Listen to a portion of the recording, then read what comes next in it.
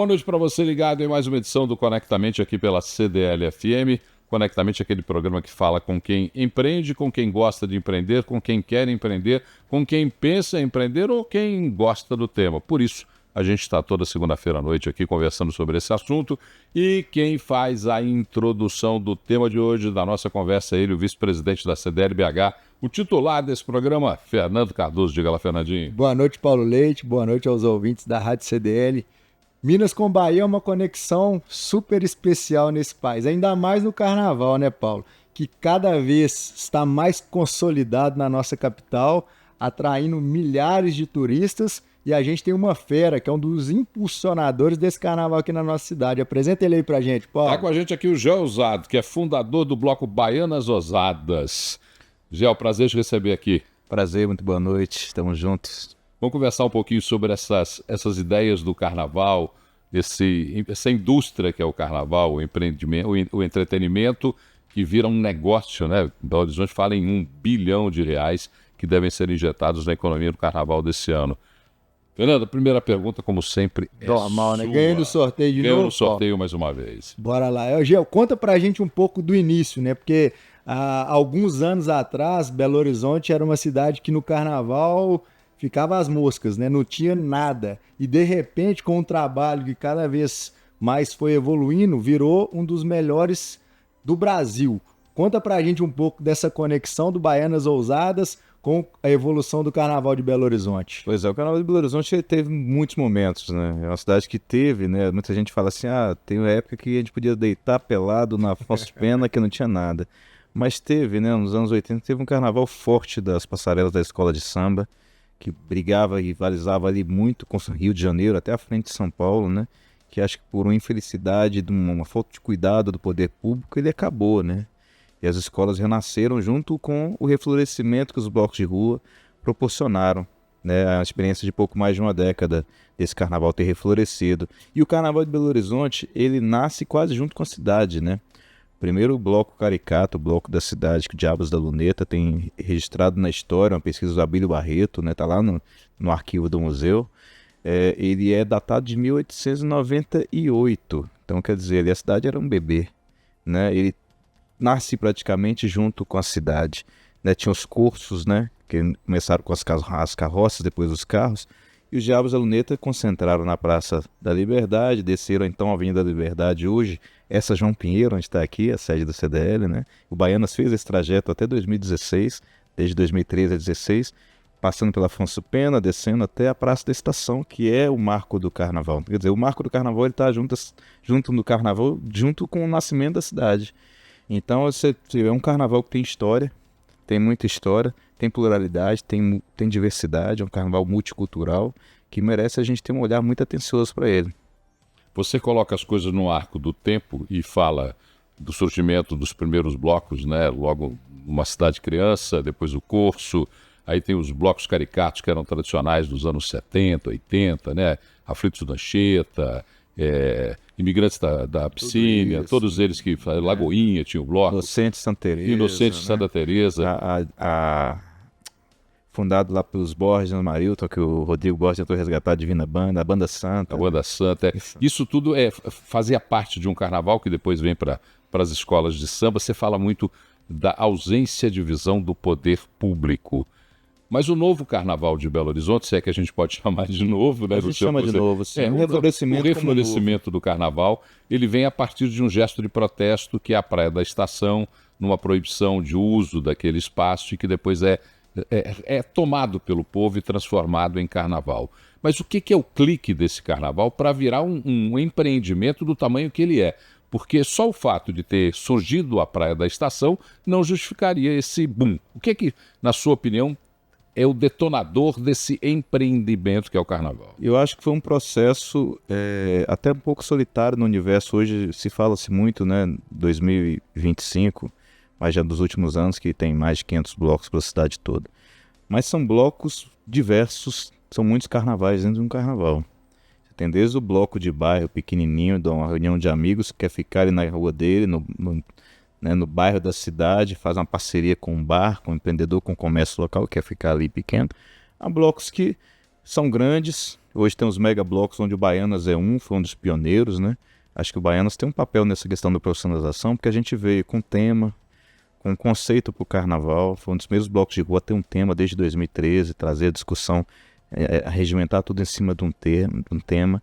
Se profissionalizou, ter que colocar músicos profissionais dentro de uma banda, começamos a circular, hoje é uma das bandas que mais circula pelo carnaval do interior de Minas, mais requisitado pelos prefeitos, pelas prefeituras, é o Baianas Ousadas. Então a gente é um pouco pioneiro nesse processo todo, e quando a gente fala de sustentabilidade, um carnaval que nasce político, não significativamente ele nascer político, ele sobrevive dessa luta política. Né? A gente respeita o que se diz carnaval de luta, mas muito antes existe um carnaval que é uma tradição da sociedade brasileira secular, que é um momento da população brasileira necessário de lazer, principalmente da população menos favorecida. Né? Você vê os grandes carnavais pelo Brasil afora, Rio, São Paulo, Recife, Salvador, tem a necessidade do povo, principalmente o povo periférico, de curtir esse carnaval. E para os ricos, os que podem, tem os bailes nos clubes. Sempre existiu isso. E quando a gente vai ocupar a rua, hoje com grandes blocos, com grandes estruturas que demandam um trio elétrico de um padrão, como Trios da Bahia, contratar músicos, produção, audiovisual, equipe de comunicação, um carnaval custa caro. Né? A gente entrou numa discussão, eu como representante da Liga Belo Horizontina, como fundador, fui presidente, hoje sou diretor, nos diretores, a gente trouxe uma escuta do governo do estado, principalmente, para construir uma política pública, porque a gente não tinha escuta no município. E se a gente pensar ainda em cima de uma pandemia que parou tudo, os blocos ficaram 2 anos sem acontecer, né? O que salvou os grandes blocos do Carnaval de Belo Horizonte, muita gente não gosta de ouvir isso, mas o que salvou em 2023 na retomada do Carnaval foi essa política pública com o Estado trazendo CEMIG, trazendo grandes patrocinadores, senão grandes blocos não viriam como vieram bem para o Carnaval, bem estruturados, como o Baianas veio, como o Chama o Síndico veio, então Brilha veio e vários outros grandes blocos da cidade. Então tem a sustentabilidade financeira. Para manter o profissionalismo e o crescimento do carnaval, a gente precisa ter atenção, cuidado e verdade com esse carnaval. Existem vários carnavais dentro do carnaval. Tem um carnaval de luta, mas tem um carnaval pelo carnaval, que é uma tradição brasileira secular. De quem está disposto a fazer acontecer. De quem são os realizadores. Eu me coloco no campo dos realizadores do carnaval. Ô, Gel, uma coisa que é interessante, uma particularidade, né? Além de carnavalesco, é jornalista, mas já trabalhou junto com a Rita Mundim. Então, uma coisa que eu queria entender, eu acho que você falou da parte de profissionalização desses mega blocos. Uma coisa que é importante, você falou do aspecto financeiro, com a ajuda do governo do estado, mas precisa ter uma profissionalização interna, né? É um negócio ali. Eu queria falar dessa história. Lá no início, com certeza, foi mais difícil, como todo negócio, como toda empresa, e depois com o crescimento tem as dores do crescimento que vem através dessa profissionalização. Fala um pouco sobre esse aspecto pra gente. O Baianas, a gente surgiu com um projeto de banda bem incipiente que foi profissionalizando ao longo do processo. E é bonito de você perceber que assim, os músicos que fizeram parte, e alguns são amigos até hoje, eu te vou citar o meu Rodrigo Torino, que é um músico hoje da Orquestra Ouro Preto, ele toca em concertos como Valencianas, né, concerto dos Beatles da orquestra. Ele fazia o carnaval com os candongueiros em Ouro Preto, quando não tinha esse carnaval. A partir do momento que um bloco se profissionaliza e mantém os bons músicos da cidade aqui para fazer o carnaval, isso dá um salto de qualidade. Né? O cuidado tem que ser esse, assim, não dá para um poder público, uma prefeitura, seja, colocar todo mundo no mesmo balaio, que não é. Né? Uma banda como um Baianas Ousadas, como um Chama o Síndico, como um Beiço do Vando, como o Funk U, né? quando come Slambuza, são blocos que hoje têm uma qualidade musical diferente dos outros, sim. Porque tem profissionalismo, tem profissionais que se dedicaram, passaram, estudaram, se formaram para aquilo ali. Né? E aí esse processo todo, quando a gente vê, é legal identificar que é uma linha evolutiva, que a gente tende a caminhar para frente e não voltar mais. Né? É uma linha evolutiva que a gente tende a caminhar para frente. Eu vou pegar um pouco em cima da sua fala, quando você fala assim, nós somos hoje das bandas, dos blocos mais requisitados para ir para as prefeituras do interior. Virou um negócio, virou um empreendimento. Como é que é gerir esse empreendimento numa atividade que é peculiar? Né? Você gerir um investimento, um empreendimento que é o empreendimento da folia, é o empreendimento da festa. Como é que é fazer essa gestão? Ô Paulo, mais do que gerir, é entender e aprender com esse processo. Eu falo que o Carnaval de Belo Horizonte é um bebê, né, cara? É muito novo desse renascimento, né? A Bahia está celebrando 75 anos de trio elétrico esse ano, que é o grande aparato do carnaval de rua que virou a quinta maior indústria fonográfica do mundo, a Axé Music, que celebra 40 anos esse ano. nos anos 90. Né? Então você vê a potência que tem uma festa como essa, quando ela tem cuidado, quando ela tem identidade, quando ela tem forças ali se convergindo para fazer acontecer. Sociedade civil dialogando com o poder público, com grandes patrocinadores, com grandes marcas. O potencial que esse carnaval tem, eu acredito que é esse. E a gente aprendendo nesse processo, por exemplo, hoje o Baianas ele é gerido por uma empresa que é a Laicá Produções. Eu ajudei a criar, hoje tem a Poli Paixão à frente, e que cresceu também, começou com Baianas, com a gestão de carreira do Baianas, faz até hoje, né? Temos uma parceria nessa gestão, mas produziu também o Funk U, que se tornou um grande bloco da cidade. Hoje fez a Banda Mole, que aconteceu recentemente, nos 50 anos, celebrando, tem 2 anos, organizando esse bloco de rua resistente do Carnaval de Rua de Belo Horizonte, importante. Né? Tentaram fazer com que, tirado da Banda Mole o papel de abertura do Carnaval, do pré-Carnaval, mas tem historicamente esse papel de abertura do pré-Carnaval da cidade. Então, é um processo de amadurecimento que a gente tem que profissionalizar, né? Todo momento. Então, essa gestão, a gente aprende o tempo todo como se aprimorar dentro dessa gestão. Né? E as parcerias, como foi importante. A gente teve que abrir uma produtora, pensar numa produtora para poder gerir um bloco como esse. Né? Tem que ter todo um staff de produção, um staff de comunicação, né? Um staff artístico, musical. Então tem todos esses setores, né? Uma cartela de fornecedores quando chega o carnaval, né? É muita demanda de fornecedores também, parceiros. Eu acredito que um bloco como Baianas a gente gera muito emprego, sem contar o que gera do carnaval de ambulantes, né? Que são empregos indiretos, muito emprego direto e direto, né? Direto e indireto dentro do carnaval. Hoje vocês são pioneiros em vários aspectos dentro do Carnaval de Belo Horizonte. Queria que você falasse um pouco desses pontos também, como que vocês trabalham essa busca por novas tendências. Queria que você falasse também como que você enxerga o Carnaval lá na frente, porque uma coisa que a gente que é do comércio aprende é que quanto mais você evolui e que você cria uma expectativa dentro do seu cliente, né? O cliente gera ali uma conexão, né? E aí ele tem uma expectativa cada vez melhor. Quero ser mais bem atendido, quero ficar mais feliz com o meu produto, e o Carnaval hoje é esse produto. E para o Carnaval de Belo Horizonte se manter, né, e postergar com esse sucesso todo, ele vai precisar de, com certeza, ir se adaptando a esse novo mundo. Como que você enxerga essa evolução? Eu vejo essa evolução como assim, ela toda tem que ser construída pelo diálogo. É igual eu falei, a política pública que o Estado tem feito foi a partir do diálogo. A gente está no momento agora, por exemplo, na Belotur, retomou o diálogo com a ente municipal, foi muito bom. Ter visto no lançamento do Carnaval, Estado e Prefeitura, as duas esferas dando as mãos em prol do Carnaval, é o que acontece em todo grande Carnaval do Brasil, acontece em Salvador, acontece em Recife, é isso, colocar as diferenças políticas e ideológicas de lado e pensar na sociedade, na cidade, que é hoje um fenômeno nesse Carnaval.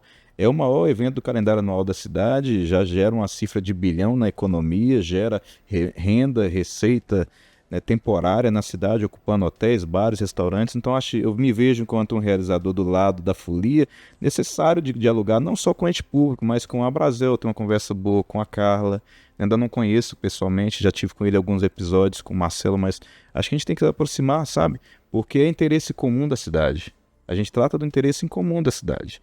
E a gente é de responsabilidade nossa que, independente de quem está no governo, na situação hoje vai passar, daqui a pouco estão outros, é de interesse de nós, representantes da sociedade, ter o cuidado do que a gente quer para a cidade. Né? O Carnaval teve uma lei agora recentemente aprovada na Câmara, que é uma lei que tem várias lacunas, várias falhas, não teve uma escuta verdadeira com a sociedade. Eu, enquanto presidente da primeira liga regulamentada com o CNPJ, eu não fui convocado hora nenhuma pela relatora dessa lei para me escutar para a elaboração dessa lei. Ela tem várias falhas que pega desde a questão da sustentabilidade financeira, quanto da aplicação do uso das marcas no Carnaval. Tem falhas sobre as questões do pré-Carnaval, que hoje o grande problema é não ter grandes espaços preparados para os grandes blocos.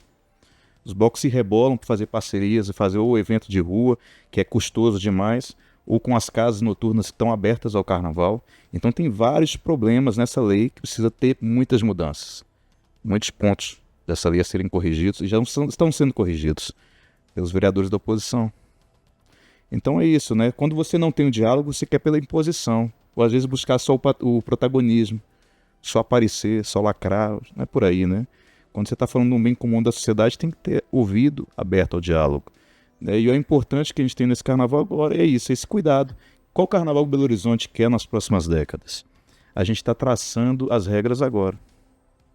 É interessante você falar dessa preocupação do entendimento prático do carnaval, porque são duas visões. Uma visão que é puramente mercantilista, de cifras, e uma visão que é uma visão idílica. É o folião que fala, olha que bom, tá aí, vamos para a festa, e a gente já começa a viver esse clima na cidade. Mas o carnaval não é um carnaval só de acertos.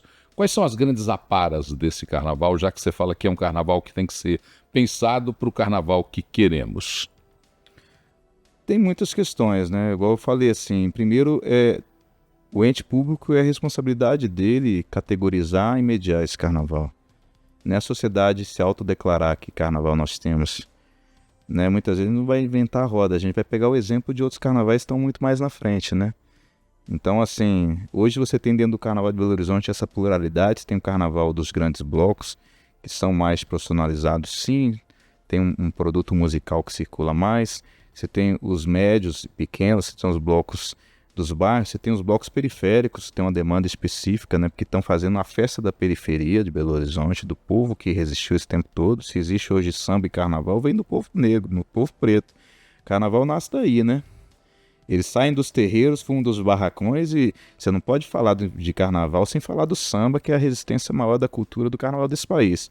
Então tem todo esse papel, né? O Márcio Tata, o cara tá à frente das ligas das escolas de samba, traz esse discurso, traz muito bem, tem que se preocupar sempre com esse povo que sofreu muito na pandemia e tudo, tem essa questão, né? Você tem aí os blocos afros, né? Que também tem a sua identidade e importância na cidade, né? Tem o Angola Janga, que hoje é o maior representante dos blocos afros de Minas, que tem uma interseção, um diálogo muito grande com ele aí em Salvador, fizeram uma homenagem belíssima, costurando tudo com eles lá, que é um carnaval, a parte dentro desse carnaval. Então, esse papel desse cuidado, não dá para você pensar uma política pública, um edital, uma ação, jogando todo mundo no mesmo lugar, sem ter o devido cuidado, né, dessa categorização. Vou te dar um exemplo. Belo Horizonte, nos últimos anos, teve os palcos pelas regionais. Lá atrás, quando a Ambev já estava patrocinando esse carnaval e voltou esse ano, né? A importância de você ter um dinheiro privado investido no carnaval, não mexer no orçamento público, vem daí. Você consegue construir ações que vai beneficiar toda a cadeia da cidade, principalmente os artistas. Tinha um edital de seleção para artistas, tanto de bandas de bloco, quanto artistas locais para tocar nos palcos. No palco da Praça da Estação, palco na Savassi, o palco na Praça 7. O cachê, se não me engano, do último edital era de 7 mil, independente do tamanho da banda. Salvador já gera um cachê do Carnaval de Salvador categorizando. Se é banda de renome, se é banda formato pequeno, se é banda orquestra. São categorizados com valores distintos. Aqui não. Baianas tem uma estrutura de 15 profissionais, disputam o mesmo cachê que alguém apresentar um trabalho solo, um trio. Então. Isso é não ter atenção com o mercado. Você olha, a gente chama, né? Eu sou pesquisador afro-brasileiro também, fiz minha pós nisso, e a Benilda de Brito fala um negócio assim, existe dentro da questão, principalmente do racismo, que a gente chama de discriminação positiva. É tratar diferente quem é visto diferente. Né? E não colocar todo mundo como igual. Senão você comete o crime de igualar as desigualdades, que é talvez o pior de todos. E infelizmente isso ainda acontece no carnaval. Bom, a gente chegou no final do nosso tempo aqui, foi rápido, a gente tem que marcar com já outras prosas. São interessantes essas conversas, principalmente porque a gente está falando trazendo uma visão de um carnaval que é um carnaval empreendedor, é um carnaval empresa, um negócio, que vem revestido do entretenimento, do lazer, da folia, mas é um negócio. E as pessoas têm que ter coragem para falar isso de maneira bem franca e bem aberta. Que bom que a gente pôde conversar com você. Mas antes de te agradecer, e você vai me ajudar a avaliar, o Fernando ele fica ouvindo tudo e depois ele tem que fazer uma prova final, que é o resumo da nossa prosa, ele faz agora. Bora lá então, Paulo. Paulo, no mundo dos negócios o que a gente aprende é que o resultado que a gente tem é consequência do que a gente faz. Então o carnaval é realmente, como o Gel falou, um grande fenômeno que atrai R$ bilhão para a cidade, milhões de pessoas participando de um evento como esse, e eu acho que com uma estrutura muito forte e com um aspecto da jornada do cliente muito especial. As pessoas têm cada vez mais paixão pelo Carnaval de Belo Horizonte. E a consequência disso é que elas gastam mais e isso fica para a cidade, né? Um número que é interessante, Belo Horizonte, mais de 70% do PIB da cidade vem do comércio e serviço, mais de 80% dos empregos. E aí quando a gente tem um evento tão forte como esse, a cidade de Belo Horizonte ganha como um todo, diretamente para alguns segmentos e indiretamente para a cidade inteira. Jean Osado, fundador do Baianas Ousadas, homem do carnaval, homem da cultura, homem da agitação. Da área econômica. Da área econômica também. E durante o ano inteiro, a preocupação dele não se resume aos dias de folia. É o ano inteiro preocupado com temas como esse, que são temas caros ao entendimento da nossa vida, da nossa cultura, do nosso povo. Muito obrigado por estar aqui nessa prosa com a gente. Obrigado, CDL, por esse espaço, né? Gostei demais dessa prosa, poxa, é necessário. Essa discussão, ela precisa ser aprofundada, ela é muito necessária para o Carnaval continuar sendo a beleza que é esse Carnaval de Belo Horizonte para o Brasil todo. Nós vamos te chamar mais vezes para a gente falar do Carnaval fora do Carnaval, que aí tem mais assunto para conversar. Com todo prazer. Para você que nos acompanha até agora, muito obrigado por ter dedicado um pouquinho do seu tempo aí para essa nossa prosa no Conectamente. A gente termina por aqui. Daqui a pouquinho, na Multiprosa, a plataforma da CDL, todo esse conteúdo disponível. Nos streamings também de podcasts, você vai poder nos acompanhar. E não se esqueça, quer mandar crítica, opinião, sugestão, fala mal do Fernando Cardoso, conectamente@cdlbh.com.br. Ótima segunda-feira, ótima semana.